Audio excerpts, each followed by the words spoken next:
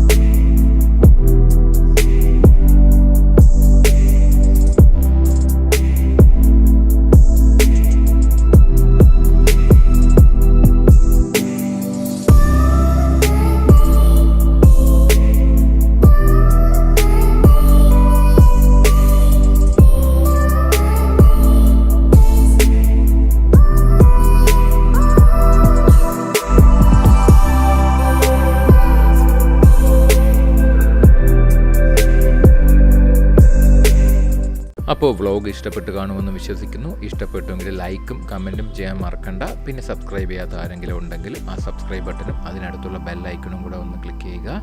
അപ്പോൾ ഓക്കെ, നമുക്ക് നെക്സ്റ്റ് വ്ളോഗിൽ കാണാം. ബൈ.